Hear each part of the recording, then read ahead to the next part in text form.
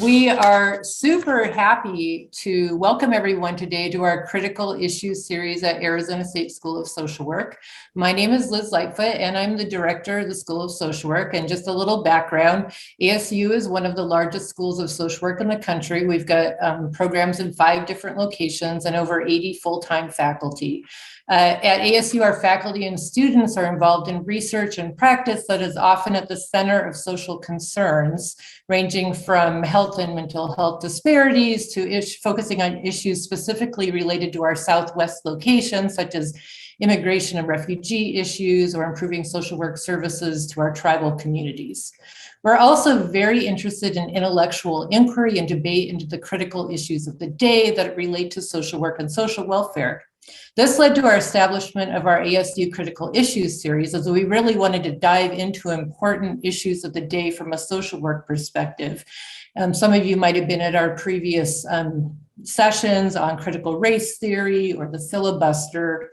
I'm pleased that ASU is hosting a national webinar today on abortion laws, what the new landscape of abortion laws means for social workers. As you are aware, many states have been passing new laws related to abortion over the last year, including many just in this year alone. And with the recent leak of a draft Supreme Court opinion that hinted that we might be striking down parts or all of Roe versus Wade, we thought it was very important to discuss this new landscape of federal and state abortion laws, and particularly what they mean for social workers. So we are really happy to have an expert panel who can provide us with an in-depth look into these changes related to abortion laws and what they mean for social workers. So I'm going to introduce the panel to you in order of how they will speak. First, we will have Joshua Wilson.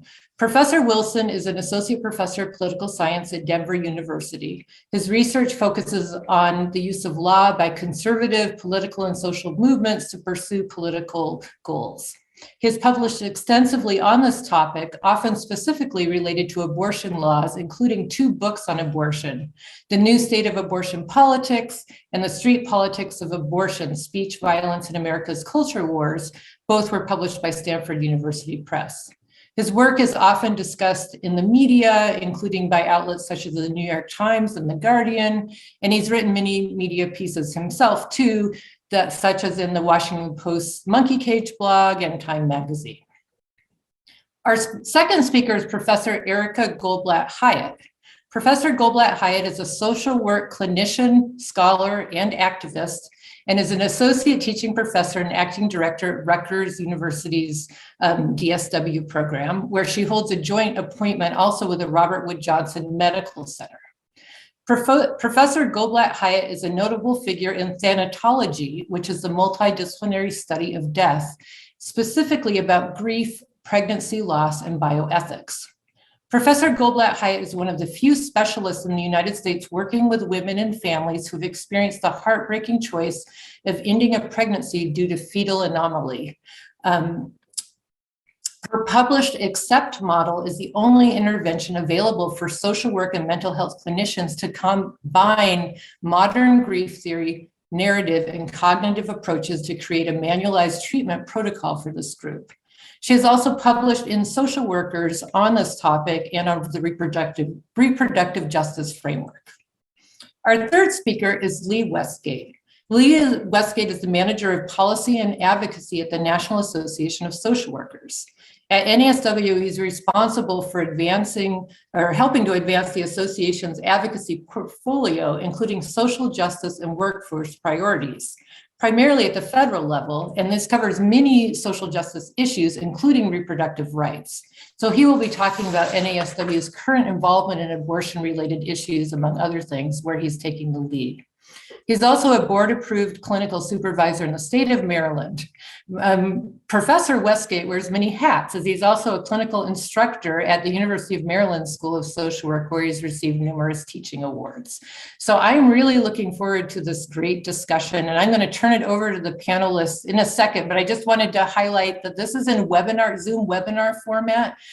So we will be holding questions to the end, but if you have a question that is getting at you right now, you can enter it in the Q&A format, but we won't answer those until the end. So I will first turn it over to Professor Wilson.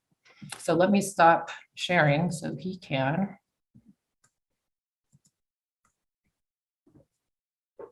All right. Well, just wanted to start off by thanking you for inviting me to be part of the panel. So the way that I understand my role in the panel is to talk about what the future landscape might look like in a post-Roe world, right? And a post-Roe world with either the court overruling Roe directly or in effect, right? But before we kind of get there, I want to start by clarifying that there's room here in what the court might actually do. And of course, there's also a lot of variation in how states are likely to respond to whatever the court does. We already see this really in the past 40 years, right? There's a lot of variation in how states have responded to abortion politics over time in terms of what legislation they've come up with and so forth. So that all said, I want to start by talking about fundamentals around, kind of political fundamentals around this issue that help structure how to think about what the future might hold depending on what the court ultimately decides to do. So I want to start by talking a bit about the past rough 40 years, because I feel like you need to have somewhat of an understanding of that history in order to understand the patterns that suggest what the future might look like.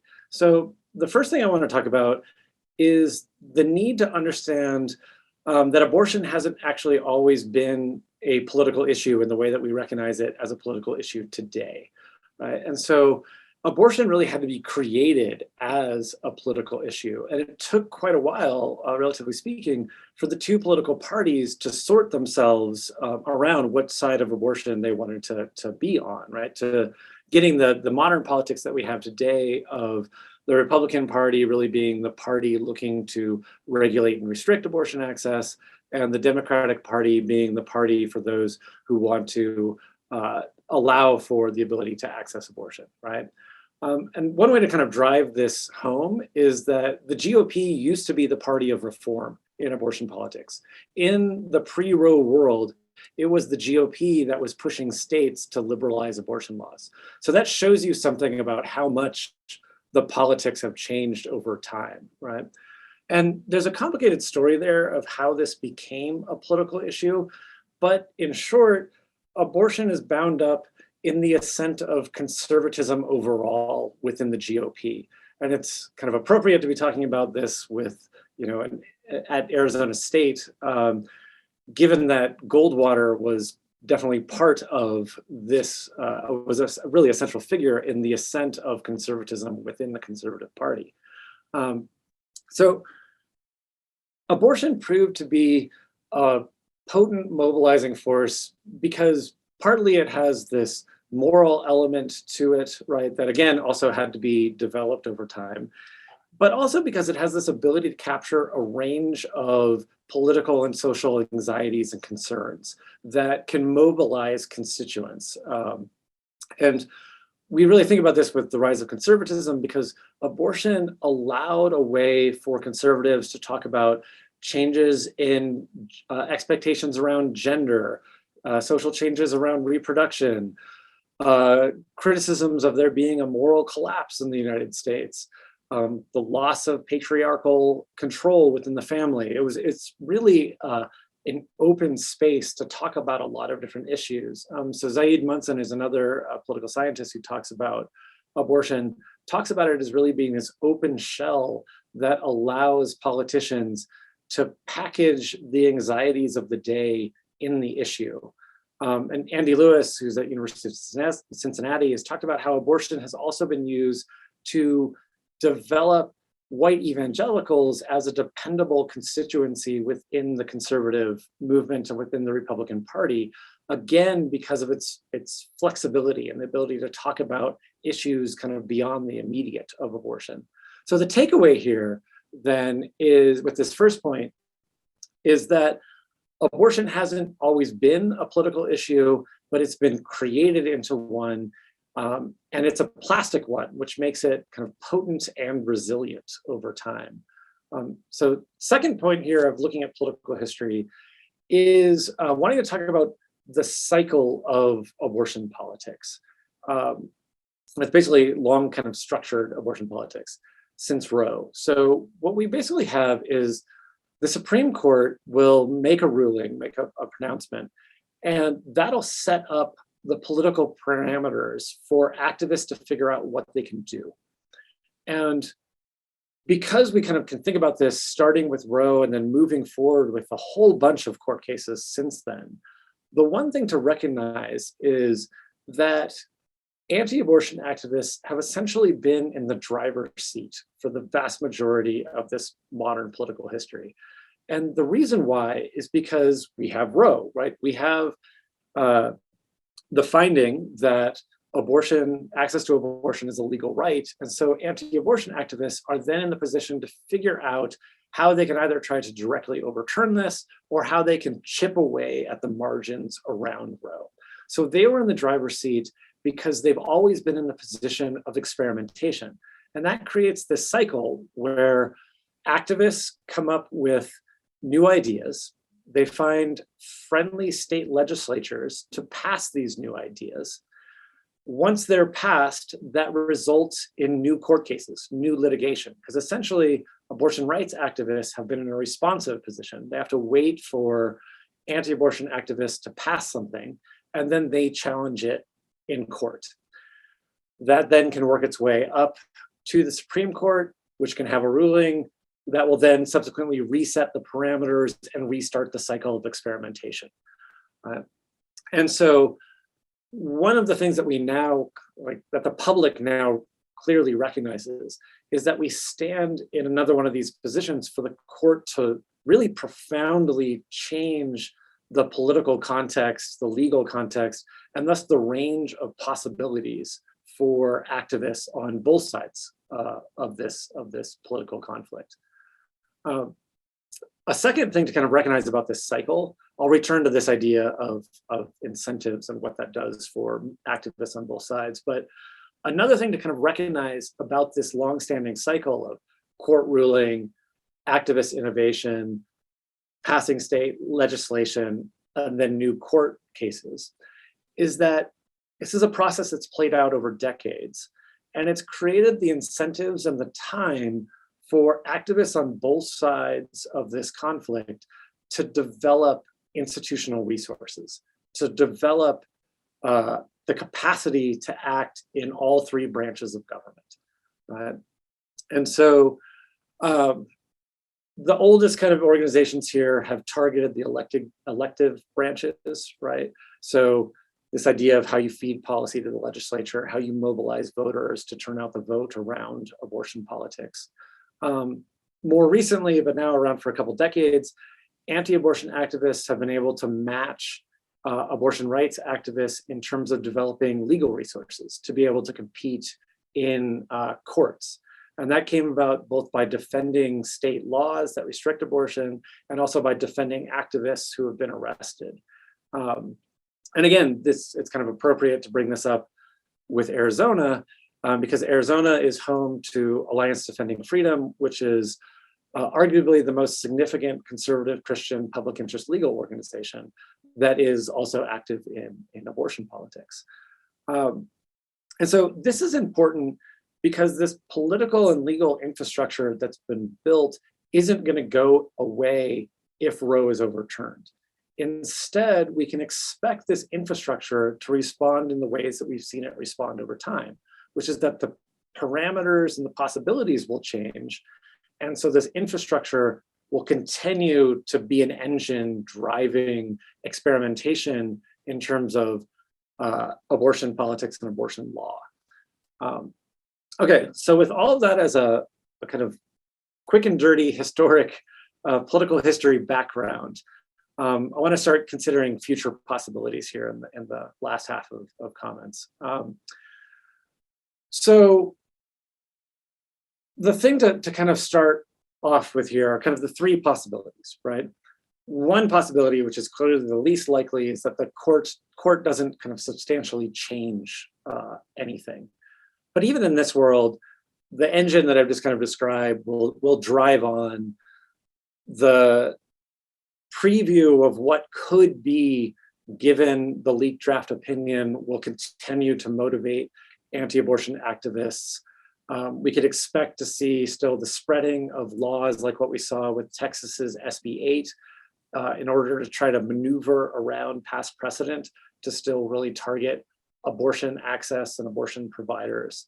But as I said, that's kind of the least likely possibility. The most likely possibility is that we'll get an effective overturning of Roe or an overt overturning of Roe. And just to clarify, what I mean by an effective overturning of Roe is something short of a ruling that directly knocks down Roe, but maybe does something like removes what's called the viability standard, which is the line that the court has used to say that before viability, the state doesn't have much room for regulation, but after viability, they have room for regulation and prohibition.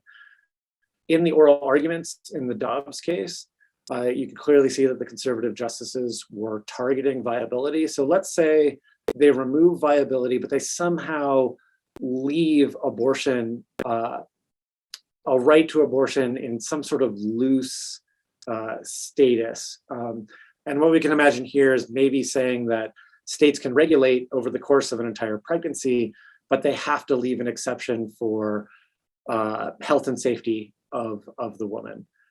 That would return us to actually kind of a pre-Roe world where you could see states targeting the discretion of doctors who would be in the position to decide if an abortion was required for medical reasons, right? So that's one kind of possibility of what it means to kind of effectively overturn, but not directly overturn Roe. This would also then set up conflicts, potential conflicts between medical organizations and kind of the surrounding institutions around medical providers and states that seek to regulate their exercising of discretion, right? But let's kind of, a lot of the other possibilities though that exist in a world where Roe is effectively overturned also map onto a world where Roe is directly overturned. And so if Roe is directly overturned, we can expect to see laws that existed before Roe that are still in the books to come back into effect. That's Arizona's likely future, right? We also would expect all these kind of pre-viability laws that have been passed in recent years to come into effect because they would no longer run into court conflicts. So again, we can look at the ban passed in March in Arizona, the 15-week ban. That right now falls before the viability line and has constitutional issues, but if Roe is overturned, that comes into effect. We can also expect states that have what are called trigger laws for those to come into effect. So that's like states like Utah, where they don't have a pre-Roe law still in the book. And so they've passed a law that says if Roe is overturned, we automatically ban abortion in this state. We can also expect a flurry of hastily drafted laws in states like maybe Florida or Nebraska, which would move to try to ban abortion as quickly as possible. And the end effect here is that we can expect about 26 states to ban abortion in that kind of period after a court ruling that would ban abortion or that would overrule Roe directly. And if you look actually at the Arizona pre-Roe law, I would read it here, but I don't want to for the sake of time. That law targets people who provide, supply, administer, or procure medicines, drugs, or substances that can be used for an abortion. And you can kind of see this space for there to be subsequent conflicts about who falls into that range, who's considered to procure, provide, supply, or administer. And that would then, of course, be resolved in kind of court cases over time. Other things to see in a world, kind of a post-Roe world, are that both sides, both activists looking to ban abortion and activists looking to preserve abortion access, can go on the offensive. They have legislative agendas to pursue. Second thing to notice here is that conservative states will now need to calculate how far they're willing to go in restricting abortion access. So in terms of the former, both sides will have things to fight for in terms of liberalizing access, protecting providers from out-of-state prosecution on the abortion rights protective side. And on the other side, depending on what individual states do, there could be a push for a full ban. If your state already has a full ban, there could be a push for targeting telemedicine or targeting out-of-state access. And again, then what we can see is abortion politics won't subside after this, but rather will accelerate. Another thing to consider in terms of the latter point here is that conservative state actions aren't necessarily clear because their calculation is going to change. So a majority of Americans don't want to see abortion banned. So the question becomes, how much does that majority care about abortion access? How much does it matter to their voting behavior? And for decades, conservative state legislators have been able to act in regulating abortion with the knowledge that the federal courts work as a backstop. They will dismantle the most aggressive regulations of abortion. So it has allowed conservative state legislatures to engage in symbolic politics. They can pass these aggressive laws to appeal to conservative activists in their states, but they also know that those laws won't come into effect because the courts will shoot them down. And so it limits the amount of backlash they stand to face. If the court overrules Roe, it removes that federal court backstop. Now they can move as aggressively as they want to and know that the court won't shoot it down. So that opens them up to real political backlash, real risk, right? And so that should alter the calculation of conservative state legislatures. And so that's why there's some uncertainty of what the actual landscape will look like in a post-Roe world. And this then, of course, cycles back to the political opportunities that exist for abortion rights activists and the Democratic Party, right? They now can mobilize or attempt to mobilize voters to respond to what conservative states do. So I want to end here by taking a brief glance at kind of what we know about Arizona. Right, so Arizona has had a conservative trifecta, so control of the legislature and of the governorship for decades, right? And it's home to organizations, like I said before, Alliance Defending Freedom. So we have kind of the political state infrastructure and we have the activist infrastructure that exists there. So we can expect abortion politics to move forward. But we can also see the potential risk for that conservative infrastructure. The balance in the Senate in Arizona is 16-14. The balance in the House is 31-29.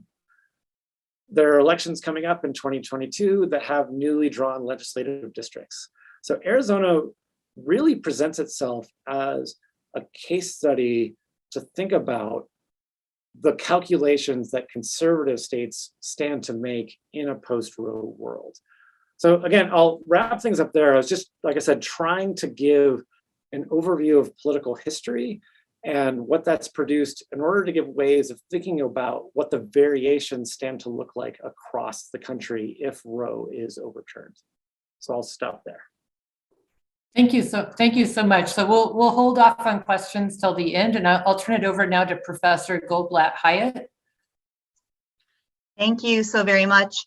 To start, I'm wondering if people can put in the chat if you in your social work education had any access to education on abortion, reproductive rights, reproductive justice, women's health, queer people's health. If you could put a Y or an N in the chat, yes, you had some exposure in your education, or N if you did not.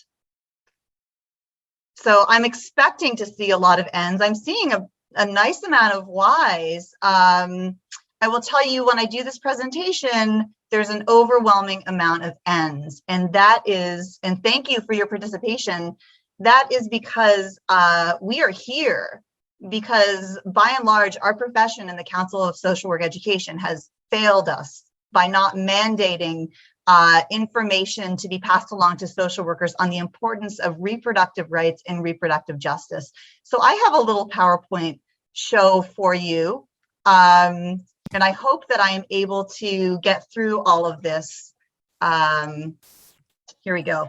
But I want to make clear that in this House of Education is where we begin, and I'm so grateful to ASU for providing some time to discuss this, because really it's time for social work to address the ambivalence with regard to the inclusion of reproductive justice in the academic and professional preparation of social work students. And this is especially crucial in the environment that we're currently in, which is hostile to reproductive rights. So today I'm going to give you actually a quick and dirty lesson on reproductive justice, which is a specific framework that really is honors a social work and integrates nicely with the social work perspective, because you have to understand that actually for some populations, Roe has been dead for some time now. And of course, these are the populations that social work works with directly. So for minoritized, people that have been minoritized, people of color, queer people, people with disabilities, unfortunately, the government and legislation has already enacted bans over our bodies that violate our human rights. And so I want to really talk about that today and just have you note that CSWE does not support explicit education on this topic from where we sit.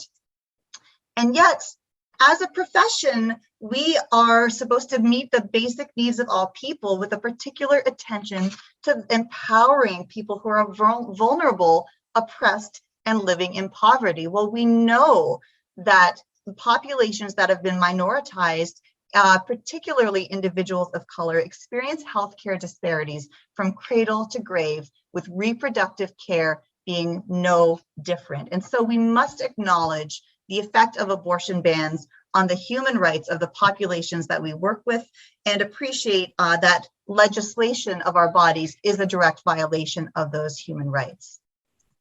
So in invoking reproductive justice, this is really salient for social workers to understand. And this comes from the founder of reproductive justice, Loretta Ross. There are pre-existing conditions long before pregnancy occurs. One of the fundamental problems addressed by reproductive justice is the isolation of abortion from other social justice issues that concern communities of color, economic justice, the environment, immigrants' rights, disability rights, discrimination based on race and sexual orientation, and a host of other community-centered concerns. So we can really appreciate that we want to move beyond a pro-choice framework to a framework that is intersectional and that appreciates the vulnerabilities of the populations that we are working with, the most marginalized. And that means working beyond the right to choose, but also the right for racial, gender, and economic injustices to be liberated. And that means access to quality healthcare for everyone. And we need to think about this with regard to the current assault on reproductive rights, which targets minoritized populations the most. So as reproductive justice introduced to you as a framework, I want to explain again that it incorporates abortion as part of a broader social justice cluster of issues that affect communities of color.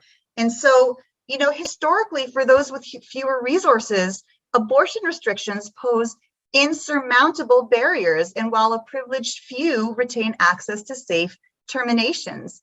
Roe v. Wade seemingly assured a person's right to abortion, but the increasingly restrictive legislation, criminalization of pregnant people or people who end their pregnancies, and of course, stingy social safety nets have really barred poor and marginalized groups from actually accessing choice. And so if we understand reproductive justice as social workers includes the following pillars: that people have a right to not have a child, that people have a right to have a child, that they deserve to parent in safe and healthy environments, and they deserve sexual and bodily autonomy, then we can really start to appreciate that the populations that are most affected by abortion bans are the ones that we work with as social workers anyway.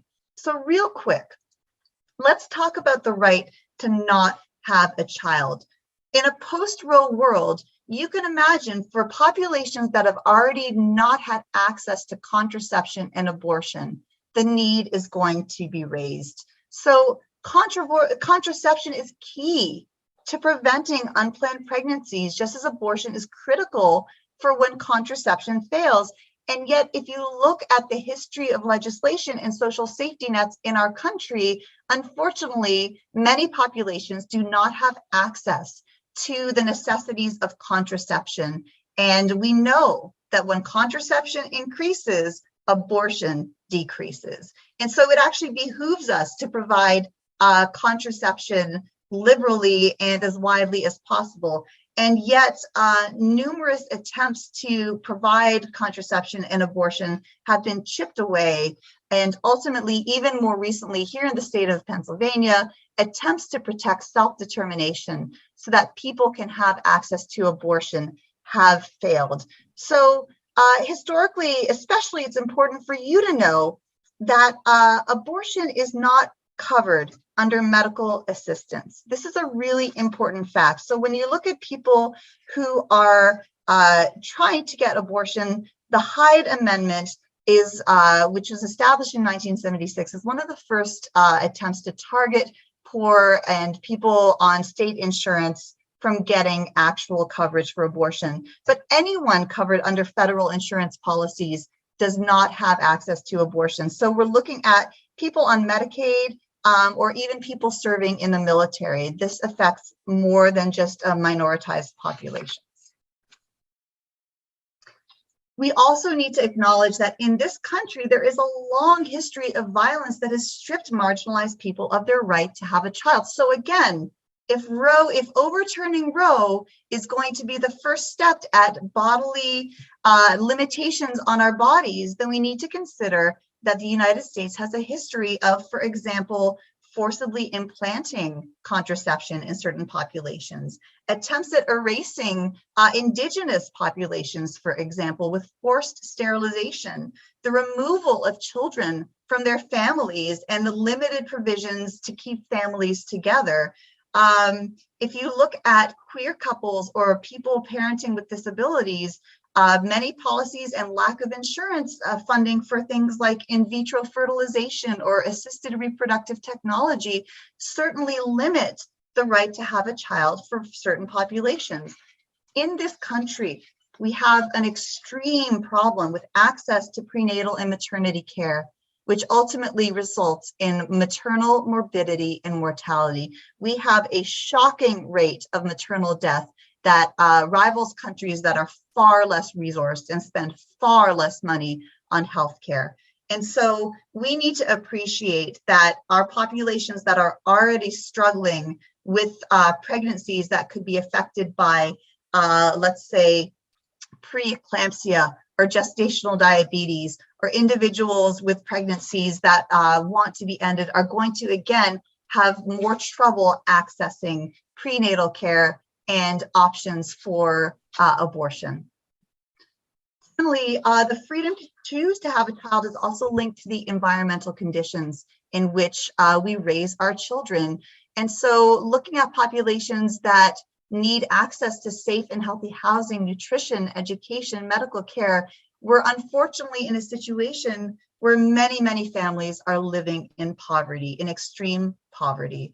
And so often the choice to have an abortion is grounded on the ability to provide for one's existing family. We know that many people that have abortions are already parents. I can tell you, I am part of the 1.7% of people who end their pregnancies later in gestation due to fetal anomaly. And I'm also the mother of 4 healthy children. So we are your neighbors, we are your friends, your family, and your professors.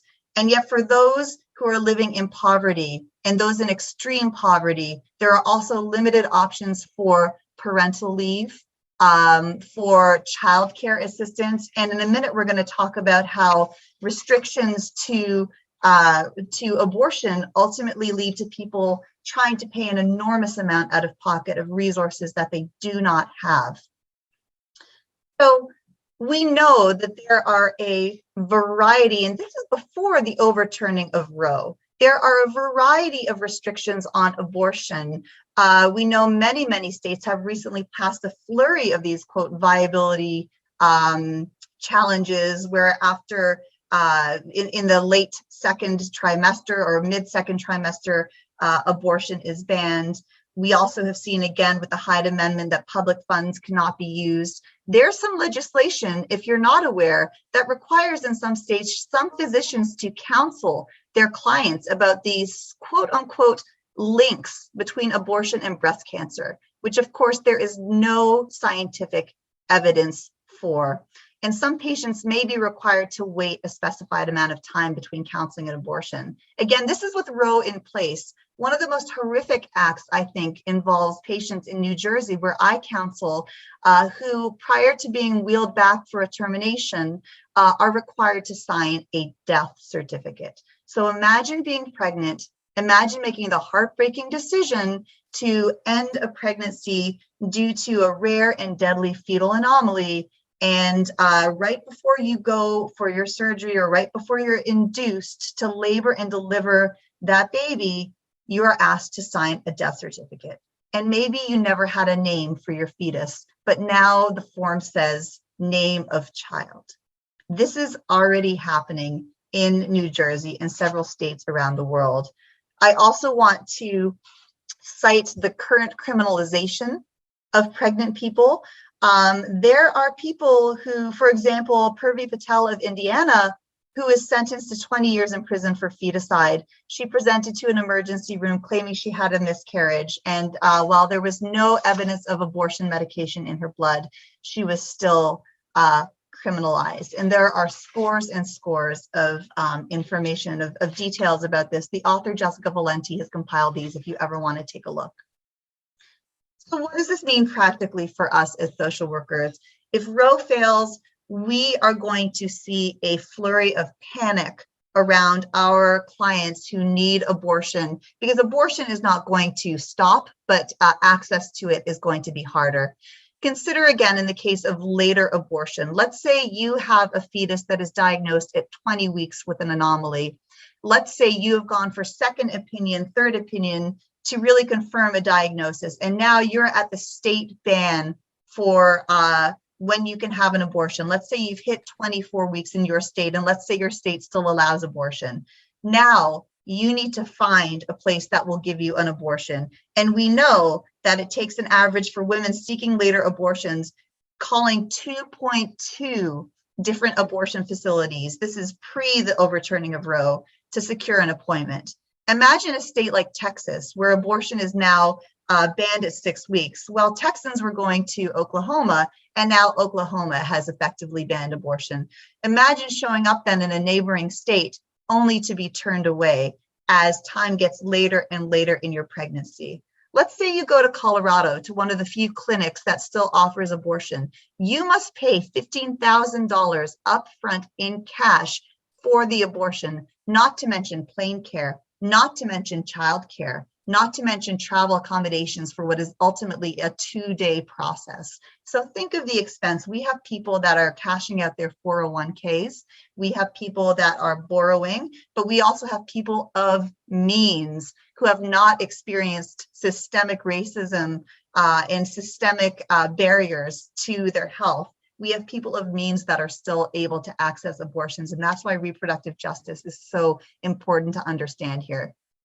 Imagine what it's like to carry a fetus or just to carry a pregnancy that you do not want to continue, or being forced perhaps to give birth to a pregnancy, to have to be forced to parent potentially a newborn that is going to die within days of its birth, or simply because you have many children and you cannot provide, or even having one child and you cannot provide the necessities of care for this child. Imagine the impact on maternal health. We know that postpartum depression and suicidality is one of the most major risks to birthing people in the United States. And we expect to see a rise in that depression and anxiety and suicidality. So these are real consequences.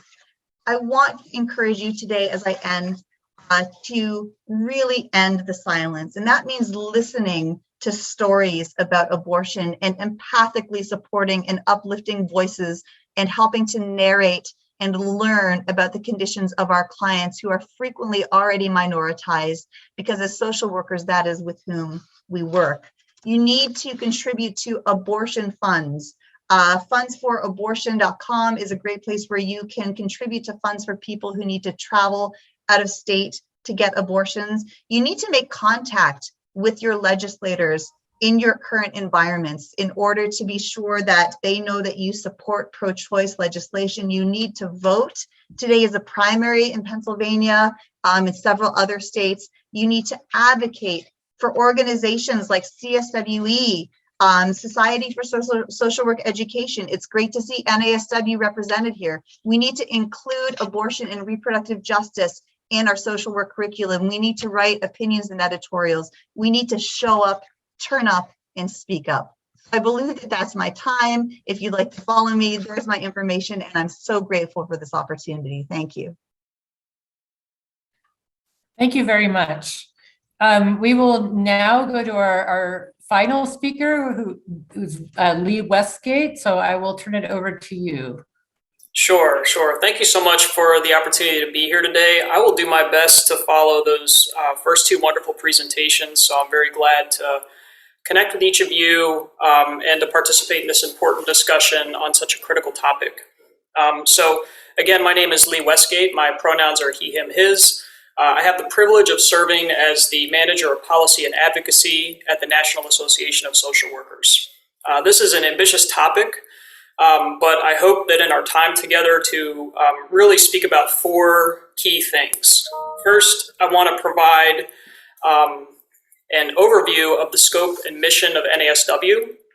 I would like to provide you with a little bit of sort of relevant information and context about the social work workforce, some of which you may know and some of which are really important elements to keep in focus. The third thing that I want to talk about is really to think, similar to my colleagues, about how such a significant change in precedent, such as potential overturning of Roe v. Wade, would directly affect our profession. And lastly, I want to provide you with some information about some immediate actions taken thus far by the association, while acknowledging that this is truly a fluid and seemingly ever-evolving legal landscape. For context, NASW is the largest membership organization of professional social workers in the world. We have approximately 110,000 members, and really we have a couple of areas of key focus. One is to enhance the professional growth and development of social workers, to create and maintain professional standards, and really to advance sound social policies. As you can imagine, this is an extremely challenging time to serve as a social worker, and also to serve on behalf of such an expansive and important profession that practices across a broad array of settings. Those of us who are inside of our profession, we don't get to regularly appreciate the size and complexity of our workforce. Our workforce is huge. The nation's 700,000 plus social workers are an essential workforce that provide critically needed services to millions of individuals every day in a broad range of settings, to include health and behavioral health care facilities, schools, child welfare, community agencies, correctional institutions, private practice, and beyond. Another key fact about our workforce is that we're also the largest provider of mental health services in the entire country. And the need for these critical mental health services has only grown exponentially within the context of an ongoing global health pandemic, which itself has effectively rippled throughout all of our care delivery systems. Similar to my colleagues who have presented thus far, I want to make sure that we're really understanding the context of our practice and our profession and how all of these social forces seemingly intersect as we're trying to contend with what could happen next regarding Roe. I think that it's really critical to realize that these kinds of sweeping changes in policy, through the potential issuance of a decision by the Supreme Court that would effectively overturn or have some variation that was outlined before, that this will have broad implications for all areas of social work practice. As was referenced a moment ago, social work has a very intimate and explicit commitment to social justice. And we could have conceivably a whole presentation on what that means, but social justice as a concept and as a theme is very much enshrined within our professional code of ethics. Our professional orientation to social justice is inextricably linked to our commitment to the delivery of critical services to and on behalf of historically marginalized populations, whether those services be mental health care, coordination of social care, timely linkage to community-based resources, and even in my own role, legislative and policy advocacy. Social workers routinely interface and advocate on behalf of people and communities that are most affected by the social determinants of health, which you can tell that you've heard 2 presentations for social workers because we talk often about the social determinants of health. These are the conditions that we live and work and exist in, and these are affected populations that have systematically been denied access to political voice and power. And I'll say this a few times probably during this presentation, this business of reproductive justice and reproductive rights and what could happen with the issuance of a potential decision is very much an intersectional issue. People and populations that routinely experience this kind of socio-political vulnerability include, but are not necessarily limited to, communities of color, people who earn a low income, LGBTQ+ folks, veterans, immigrants, people living in rural communities. I provide this context really and more completely to really underscore a reality. The social work workforce is entrenched in so many different spaces and is anchored to supporting vulnerable people through the most important and most difficult chapters of their private lives. There's an author and ethicist, Samia A. Hurst, who offers a compelling concept of vulnerability, which she defined this way. Vulnerability simply means a greater likelihood of harm being done based on who you are in the world. And so many of our clients and so many of the people served by our essential workforce fall into the categories, some of which we've talked about thus far today. The recent leak of the draft Supreme Court opinion via Politico regarding the potential overturning of Roe v. Wade has, as we've all undoubtedly seen, spurred nationwide protest, concerns, and a myriad of actions. At this juncture during this presentation, it also really is very much important to just ground in the reality that we know the court's official opinion has not been formally released and the law remains unchanged. Yet the prospect of this has caused so much disruption and so much anxiety and so much fear. And this is in large part because this has essentially been the legal reality for nearly 50 years. And just as our first presentation really talked about the infrastructure and legal infrastructure that's been built up around the social justice matter, systems of care, workforces, professions have also built up infrastructure around the reality of Roe. There have emerged 2 real fears, as I mentioned a moment ago, that overturning Roe will result in setting a dangerous precedent for a myriad of social justice matters, to include things like the prospect of erasure of individuals' right to bodily autonomy, the right to privacy related to making decisions in the best interest of their own health and well-being, as well as the right to exercise freedom of choice in accessing healthcare services to include abortion care. Another element of Roe to also underscore is that Roe v. Wade has effectively been a floor and not a ceiling regarding access to essential reproductive care. While it did provide the right to critical services like abortion care, it did not address a few endemic points of skepticism, as exemplified by the gatekeeping protocols also outlined in my colleague's presentation. Then we're also bearing witness to the skepticism regarding individuals being in the best positions to decide how to live their own lives and how to make their own healthcare decisions. Such a dramatic change in legal precedent and potential cascade instigation of trigger bans and all of the potential effects that we've talked about so far on abortion access across the majority of states really very much creates new barriers to accessing care and making what has been a healthcare right a matter of geography. And this shift in reality, this shift of paradigm, will certainly impact the social work workforce. Additionally, such a change in course also stands to further harm the aforementioned vulnerable populations that are predominantly supported by social workers, who have already been affected, as we've heard, by state-led efforts to restrict insurance coverage of reproductive care or even to criminalize the provision of abortion services. All of these current and potential developments will certainly impede upon social work practice, and this is a practice that is predicated on supporting individual autonomy, choice, and self-determination, as well as linking individuals with much needed and often life-saving resources. We are seeing already signs of this impending decision having a chilling effect on folks in practice, with practitioners vocalizing concerns about what can and cannot be done, and how can they not engage with clientele, and even just the proactive concerns about moral distress that can and does arise from not being able to assist the person that's in front of you. Nothing, I think, is more distressing to a social worker than not being able to help a person in need. Immediately following the leaked court opinion, there was a flurry of activity.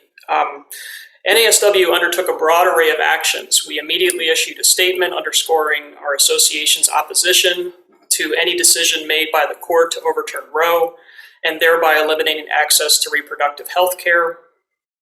NASW routinely works with over 60 plus coalitions, and we immediately coordinated with our key coalition partners to implement a broad array of advocacy efforts in an effort to protect reproductive rights. We, like our coalition partners and with our coalition partners, issued an action alert and also signed on to a letter with more than 230 national organizations that quickly mobilized to urge U.S. senators to pass the Women's Health Protection Act of 2022, which would have protected abortion access nationwide. However, and unfortunately, this bill did not make it through the Senate with the 60-vote threshold needed to overcome a potential filibuster. I also want to underscore that within the context of our advocacy on these matters, NASW acknowledges too that, as I mentioned before, reproductive rights must be regarded as an intersectional social justice issue. And when we advocate on these matters, we also have to be equally conscious of the problematic nature of a continued application of gendered language to this critical human rights matter. There are folks and populations and people that have historically not been centered in this larger evolving conversation around reproductive justice. And in our advocacy efforts, we need to be conscious of how we frame these matters so as not to minimize the adverse impact restrictions on access to essential reproductive health care, to include abortion services, also has on trans and non-binary populations.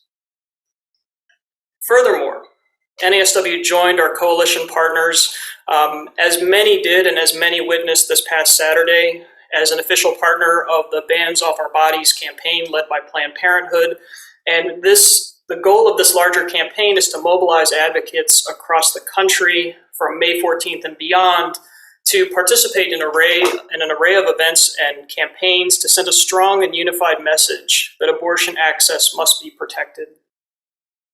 In tandem with all of these efforts, we announced on May 11th that the ACLU of Ohio and Democracy Forward filed a federal complaint challenging an anti-abortion ordinance adopted by the Lebanon City Council on May 25th of 2021. And this suit was filed in the U.S. District Court for the Southern District of Ohio on behalf of the Ohio chapter of the National Association of Social Workers and Women Have Options. The proposed ordinance, and you can also see this press release that we posted on our website as well to outline more of the narrative about this complaint that has been filed. But the proposed ordinance contains a potentially sweeping prohibition on any efforts to obtain or facilitate an abortion, or even though the right to obtain an abortion remains constitutionally protected. It deprives the public, in this instance, including both pregnant persons and those who seek to provide them with assistance, of fair notice of what conduct is prohibited. In addition, it further forbids any person to knowingly aid or abet prohibited abortion. And this ordinance, similar to some of the other tactics that we heard referenced earlier, is inclusive of intentionally broad and vague and undefined language. And the use of such vague and undefined language included in this specific ordinance is especially problematic for social workers, given that we routinely work with and interface with clientele that are facing complex challenges and who are often in need of immediate support with linkage to essential social care and healthcare services. And some of those services may include access to abortion care services. Our NASW executive director in our Ohio chapter said it best in her remarks related to the press release that we issued. She said, "Supporting clients in their pregnancy and parenting education is a regular part of ethical, competent social work practice."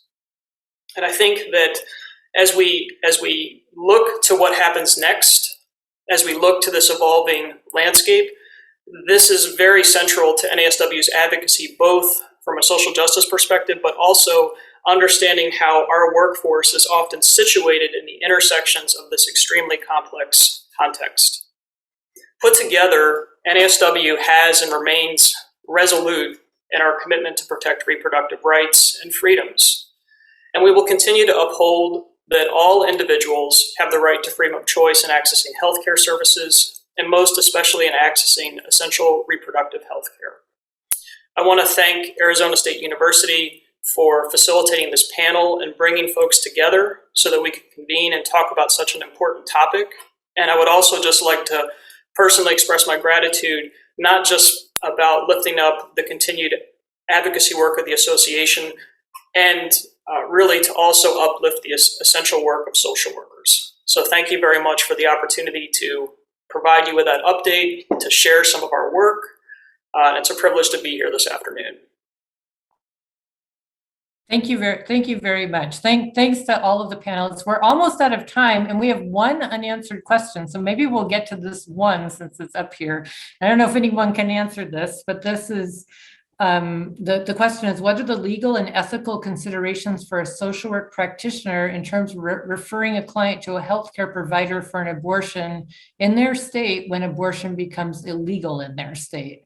And I don't know, none of you are lawyers here, but I don't know if anybody has an answer, but I think this is a real concern for social workers, just like Lee was talking about. I mean, I can certainly speak to just appreciate the moral distress that comes along with being in a system where you know what the right thing to do is and you need to support the client's self-determination and autonomy, and yet you may be referring out of state. And I think certainly this is the quagmire that medical providers in Texas and social workers really currently find themselves in that they stand to be fined should they be caught helping someone get an abortion. So I don't know what legally would happen, but I could certainly empathize with, I think maybe NASW will have to come up with some guidance for social workers. And it looks like Professor Wilson has something to say about it too. Oh. No, I was just going to say that the legal ramifications are really going to vary state by state. And so that's why if you look at Arizona's pre-Roe law that stands to come back into effect, anybody who provides, supplies, administers, or procures is subject to no less than 2 and no more than 5 years of imprisonment, right? And so but I think the more realistic thing to consider is what Professor Goldblatt-Hyatt mentioned are things that Texas has considered in terms of civil liability, the ability to be sued. Then we can also think about state variation in terms of, say, a state like Michigan, where right now the Attorney General in Michigan said that she would not enforce the pre-Roe law that stood to come back in effect, but that she wasn't able to stop county level prosecutors from enforcing that law.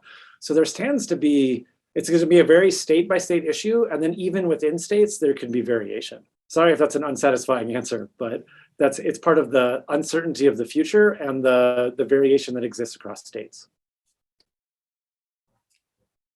Thank you for your answers. And we're at time, so I'm going to stop here. I know we could probably discuss this all day long, but I really want to thank our panelists, Josh Wilson, Erica Goblat-Hyatt, and Lee Westgate for sharing with us their expertise on this issue.